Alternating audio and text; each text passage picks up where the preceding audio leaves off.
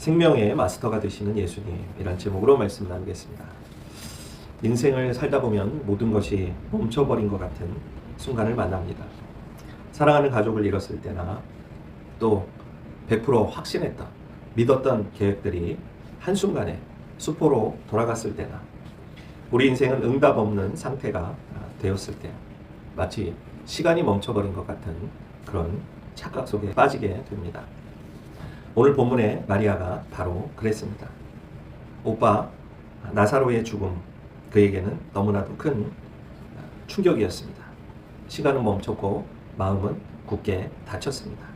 그러나 오늘 본문은 그 정막을 깨고 들려오는 하늘의 초청장으로 시작되고 있습니다. 첫째, 하나님의 은밀한 부르심에 즉각 반응해야 합니다. 시간이 멈춰버렸을 때, 마리아처럼 모든 생각이 정지됐을 때, 절망에 빠졌을 때 어떻게 해야 합니까? 하나님의 은밀한 부르심에 즉각 반응해야 합니다. 우리 28절 말씀 읽어볼까요? 이 말을 하고 돌아가서 가만히 그 자매 마리아를 불러 말하되 선생님이 오셔서 너를 부르신다 하니. 아멘. 여기서 가만히라는 단어가 있습니다. 이것은 헬라어 라트라라는 단어인데요, 비밀스럽게 라는 의미가 포함되어 있습니다. 살짝, 은밀히 이런 뜻이라는 사실이에요. 그리고 반대로 이 포네이라는 단어는 목소리를 크게 해서 분명하게 들리게 한다는 뜻입니다. 부르다라는 말. 은밀히 부르신 거예요. 하나님은 우리를 향해 지금 은밀히 부르고 계시다는 거예요. 그리고 조용히 아무도 모르게 부르는 게 아니야. 분명하게 누군지 나를 향해 말씀하고 계시다는 말씀입니다. 벵겔은 가만이라는 단어에서 주님의 세심한 배려를 읽어냈습니다. 주님은 슬픔의 골방에 갇힌 마리아를 군중의 구경거리로 만들지 않으셨다. 오직 그녀의 영혼만이 들을 수 있는 은밀한 음성으로 다가오셨다. 스펄전은 이를 개별적인 은혜라고 불렸습니다. 여러분, 하나님이 모든 사람을 용서하시고 죄인으로 용서하시지만 각자 한 사람을 부르신다는 사실입니다. 뭉뚱그려 받는 구원은 없습니다. 하나님은 각자에게, 우리 개인에게 부르신다는 사실이에요.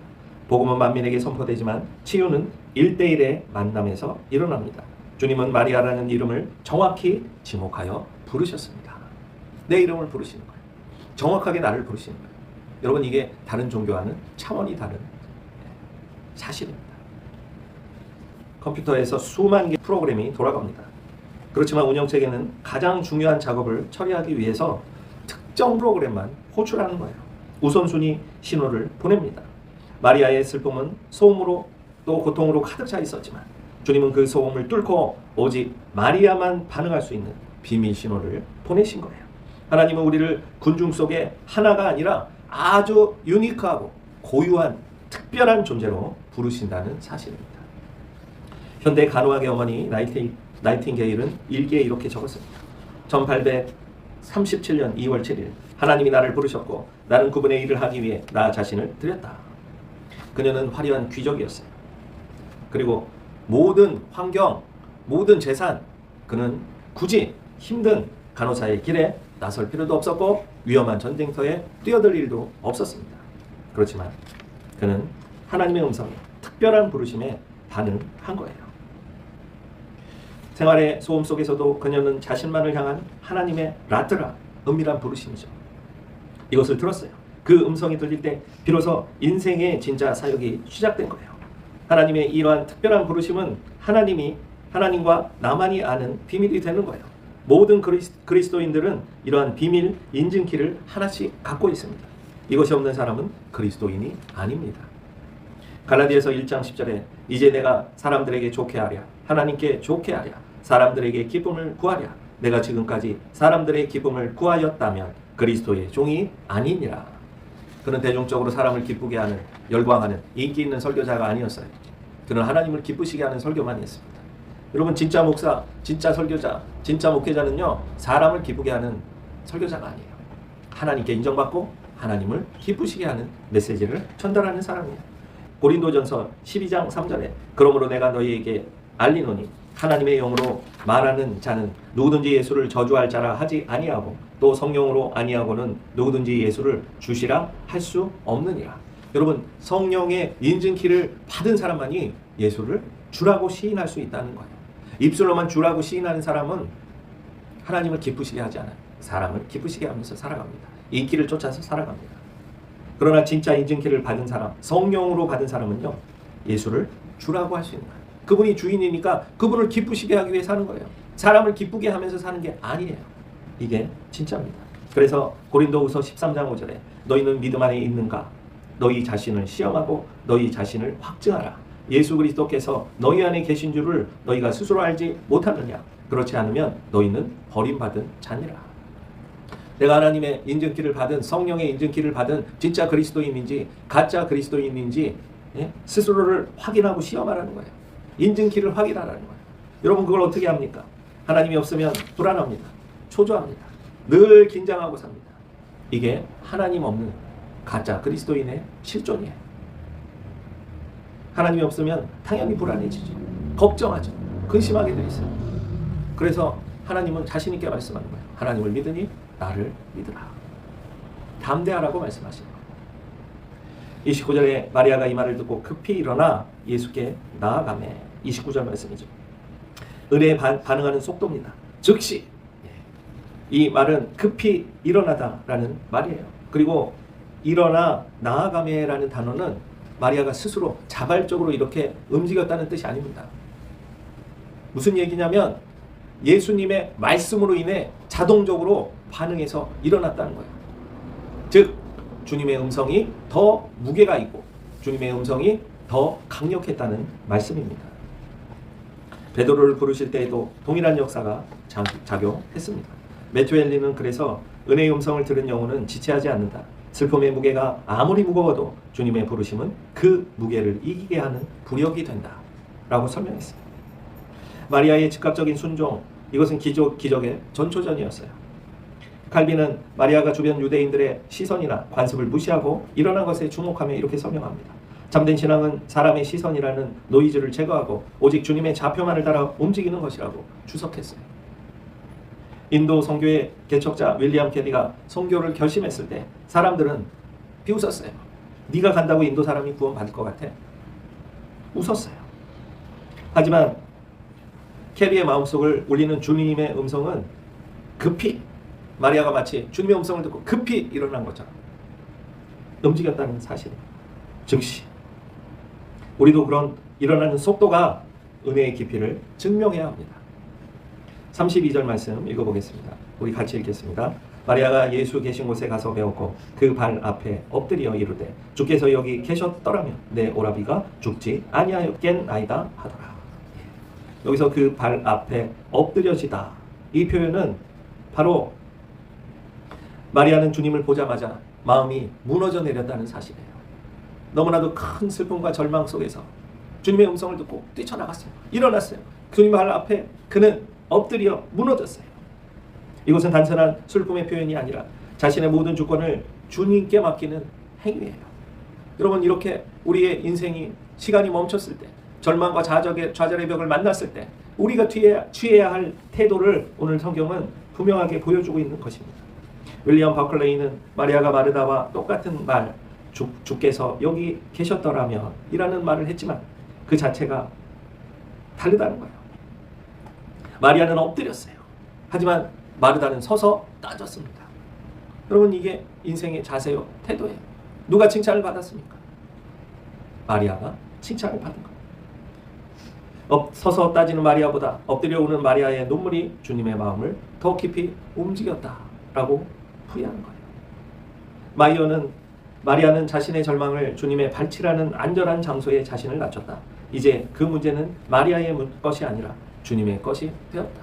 여러분, 우리가 우리 자신을 낮추고 주님 앞에 엎드릴 때 문제의 해결이 시작되는 거예요. 그런데 사람들은 여전히 주님께 맡기지 않아요. 내가 할 수 있다고 생각해. 내 계산, 내 똑똑함으로 따집니다. 그리고 계산을 철저하게 해내요. 아, 이렇게 하면 되겠지. 여러분, 우리가 인생을 살아봤지만 계획대로 됩니까? 다 돼요? 아, 계획대로 되고 생각대로 다 되면 인생에 걱정하고 고민할 이유가 뭐가 있습니까? 그러면 아무 걱정 없이 살면 되죠. 그런데 우리는 수많은 변수, 수많은 악인, 또 여러 가지 천재지변, 나쁜 상황들도 만나고, 기름값이 갑자기 200원이 올라갈지 누가 알았겠어요. 1600원 하던 기름값이 1800원이 됐어요. 모르는 거예요. 우리 생각엔 이번 달 기름값 지출은 30만 원이야 예상하고 있었는데 50만 원이 되게 생겼어요. 우리의 계산은 맞지 않아요. 그렇기 때문에 주님께 그 계산을 넘겨드려야 되는 거예요. 주님께 맡겨야 돼요. 이런 삶이 필요합니다. 미국 내전 당시 링컨은 늘 무릎 꿇고 기도했어요. 그가 기도하던 카페트에 얼마나 그 자리에서 기도를 했는지 깊게 파인 자국이 있었다고 합니다. 그는 이렇게 말했어요. 내 지혜로는 도저히 이 나라를 구할 수 없다는 것을 깨달았을 때 나는 오직 주님의 발 앞에 엎드리는 것 외에는 할 수 있는 일이 없었다. 이렇게 고백했어요. 우리가 링컨보다 똑똑하고 링컨보다 잘났다고 생각하는 사람은 아무도 없을 겁니다. 링컨은 낮은 곳으로 내려갈 때 하늘의 가장 높은 능력이 임했어요. 그래서 전 세계 사람들이나 미국 사람들이 링컨을 가장 위대한 대통령으로 기억하고 있습니다. 둘째는 주님이 나의 아픔에 실시간으로 공감하고 계심을 믿으시기 바랍니다. 예수께서 우리 33절 말씀 같이 읽겠습니다. 예수께서 그가 우는 것과 또한 함께 온 유대인들이 우는 것을 보시고 심령의 비통이 여기시고 불쌍히 여기사 죄의 결과인 죽음의 세력을 향한 거룩한 분노를 본문이 기록하고 있습니다. 비통하라는 단어는 단순히 슬프다는 뜻이 아니에요. 매우 분하고 억울하고 참을 수 없다는 그런 분노가 포함된 단어입니다. 헬라 원어는 씩씩거리며 또 으르렁거린다는 의미까지 포함되어 있어요. 이 단어가 예수님의 사역 중 가장 미스터리하면서도 강력한 감정이라고 워필드라는 주석가는 해석합니다. 주님은 단순히 슬퍼하신 것이 아니다. 인간을 죽음의 노예로 만든 사탄과 죄의 세력을 향해 이 악한 놈들아 라고 사자처럼 표현하신 것이다 라고 표현하고 있어요. 주님이 스스로 흔드셨다는 것은 인간의 고통을 제3자처럼 구경하신 것이 아니라 그 고통의 회로 속으로 직접 뛰어들어 함께 고통받으셨다는 뜻이라고 레온 모리스는 설명하고 있습니다. 주님의 비통함은 우리 인생을 파괴하려는 죽음이라는 바이러스에 직접 뛰어들어 박멸하기 위해 가동된 하늘의 백신 엔진이라는 사실이에요. 한 아버지가 어린 아들을 물어뜯으려는 맹수 앞에 섰을 때 아버지는 단순히 슬퍼하지 않아요. 그는 짐승보다 더 무섭게 달려들어 그 짐승 앞에 맞서 싸우는 거예요. 여러분, 이게 오늘 비통하다는 의미, 그 뜻입니다. 예수님의 분노는 바로 그런 것이에요. 우리를 죽음으로 끌고 가는 원수 마귀를 향해 주님은 거룩한 분노를 쏟아내고 계시고 있습니다. 35절 말씀 읽어보겠습니다. 예수 눈물을 흘리시더라. 이 본문 말씀은 성경의 가장 짧은 구절입니다. 가장 짧게 기록된 완결형의 문장이에요. 여기서 조용히 눈물을 흘리다는 단어, 에다 크리센, 이 눈물을 흘리다, 조용히 흘리는 눈물이에요. 이 눈물은 무능력한 눈물이 아니에요. 곧 나사로를 살리실 것을 아시는 주님이 흘리신 이 눈물은 아직 살아날 것을 모르는 인간의 아픔, 무지, 무능력을 다 살펴보시는 눈물, 공감하는 눈물이라는 사실이에요. 찰스 스펄전은 그래서 이 구절을 이렇게 해석했습니다. 예수님의 눈물은 우리가 고난 중에 흘리는 눈물을 닦아주기 위해 예비된 생명수다. 스펄전은 이 눈물이 온 인류의 슬픔을 씻어내는 강물이 되었다고 설교했어요. 어거스틴은 주님이 우신 것은 나사로 때문이 아니라 죽음 앞에 소망 없이 우는 우리를 불쌍히 여기셨기 때문에 우신 것이다 설명하고 있어요.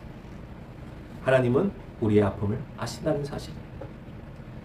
셋째, 인간의 냉소와 의심을 버리고 주님의 부활을 기대해야 합니다.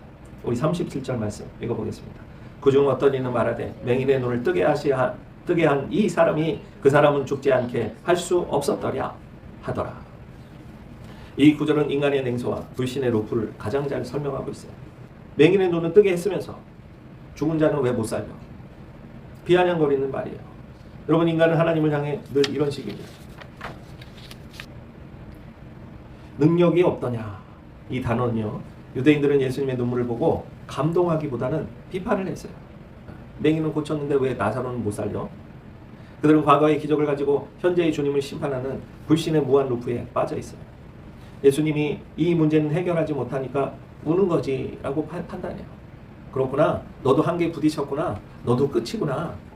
우리 인간이랑 별다를 바 없구나. 이렇게 판단하는 거예요. 근데 우리도 신앙생활 하다 보면 하나님은 그렇게 판단해요. 그래서 절망하는 거예요. 그래서 끝났다고 생각하는 거예요. 아, 틀렸구나. 기도해도 소용이 없구나. 안 되는구나. 요한 칼빈은 이를 이렇게 해석했습니다. 하나님의 권능을 인간의 이성이라는 좁은 감옥에 가두려는 죄악 때문이다. 죽기 전에 병든 사람은 고쳐서 살리실 수 있지만 이미 죽어버리고 나흘이 지나서 썩은 냄새가 나는 육체는 못 살린다. 이렇게 생각을 한 겁니다. 매튜 헨리는 불신앙은 하나님의 시간표를 인간의 시간표로 맞추려는 행위다 라고 설명했습니다. 하나님의 시간표. 왜 하나님의 시간표 계획표대로 왜 우리는 믿지를 못하는 거예요? 내 시간표가 무조건 맞다고 하고 이 시간표에 맞춰주세요.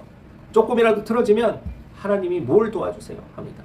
여러분, 하나님의 계획표가 더 정확한 거예요. 하나님의 시간표가 제일 좋은 거예요. 우리에게도 제일 좋은 거예요. 근데도 인간들은 자기의 이성으로 내 생각이 더 맞아. 내 계획대로만 돼야 돼. 여러분, 하나님은요 미리 다 준비하고 계세요. 야곱이 왜 그렇게 고통스러운 인생을 살았습니까? 하나님이 원래 장자권을 주기로 했었어요. 태어나기 전부터 이미 말씀하셨어요. 그런데 야곱은 가장 비열한 방법으로 그 장자권을 뺏어갔어요. 그렇게 하지 않아도 이미 주실 수 있었는데 자기의 계획대로 한 거예요. 그 결과 20년 넘게 외삼촌 라반 집에서 종살이야. 또 자기보다 10배나 더 대단한 속이는 외삼촌을 만나서 속고 얼마나 인생이 파란만장해졌습니까? 여러분 계속 고집 부려보세요. 인생이 파란만장해집니다. 하나님은 더 좋은 시간표를 가지고 계세요. 사람들은 프로그램의 결과만 보고 왜 이 기능이 없냐라고 불평해요. 그러나 개발자는 소스코드 전체를 봐요. 유대인들은 죽음이라는 화면만 보고 시스템이 망가졌다고 비난해요. 예수님이 이미 부활이라는 코드를 삽입하고 실행 버튼을 누르기 직전이셨어요. 커다란 퍼즐을 맞출 때 검은색 조각 하나만 보면 그것이 무엇인지 알 수가 없습니다. 그러나 전체 그림을 아는 하나님 아버지는 그 검은 조각이 아름다운 밤하늘의 일부라는 사실을 아시는 거예요. 사람들은 이 검은 조각 하나만 보고 절망해요. 끝이구나. 안 되는구나. 이런 쓸모없는 게 왜 있지? 라고 생각합니다. 커다란 퍼즐을 맞출 때 검은색 조각 하나만 보면 무엇인지 알 수 없지만 전체 그림을 아는 하나님이 보실 땐 그 검은 조각이 아름다운 밤하늘의 일부라는 것을 알게 됩니다.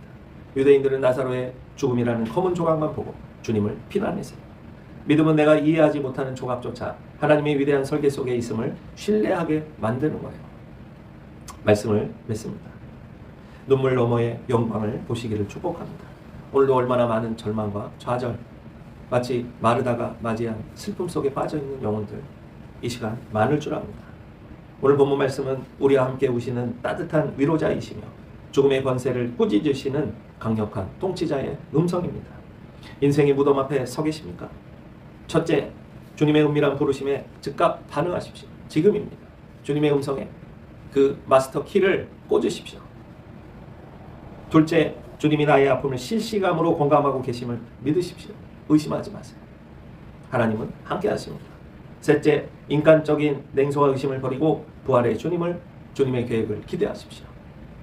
여러분의 인생 시스템이 완전히 셧다운 된 것 같은 그 순간도 사실은 하나님의 가장 영광스러운 기적이 시작되는 시간이라는 사실을 믿으시기 바랍니다. 눈물 흘리시는 주님의 손을 잡고 사망의 골짜기를 지나 생명의 잔치로 나아가는 저와 여러분이 되시기를 축원합니다. 기도하겠습니다. 거룩하고 사랑이 많으신 하나님, 우리는 너무나도 미련합니다. 우리는 너무나도 고집스럽습니다. 하지만 하나님은 참으로 좋으신 분이십니다. 내 인생을 향해 완벽한 계획을 갖고 계심을 믿습니다. 하나님은 함께 하시고 역사하여 주옵소서. 지금까지 불신하며 살아왔던 죄악을 회개합니다. 하나님, 지금까지 근심하고 염려했던 걱정을 다 내려놓습니다. 하나님께서 해결해 주시고 나의 아픔을 어루만져 주시고 고통을 해결하여 주옵소서. 주님 앞에 엎드립니다. 하나님, 우리를 불쌍히 여기소서. 감사와 찬송과 영광을 돌리는 인생이 될 수 있게 하나님 오늘부터 주님 앞에 납작 엎드려 주님만 의지하며 감사하며 살아가는 인생 되게 하여 주옵소서. 감사와 찬송과 영광을 돌리는 우리 주 예수 그리스도의 이름으로 기도했습니다. 아멘. 지금은 우리 주 예수 그리스도의 은혜와 하나님 아버지의 무한하신 사랑하심과 성령님의 감동 감화 축복하시는 은혜가 오늘 마리아처럼 고통 중에 있는 영혼 위에 임하신 하나님의 놀라운 위로하심과 부활의 능력이 함께하옵시기를 간절히 축원하옵나이다. 아멘.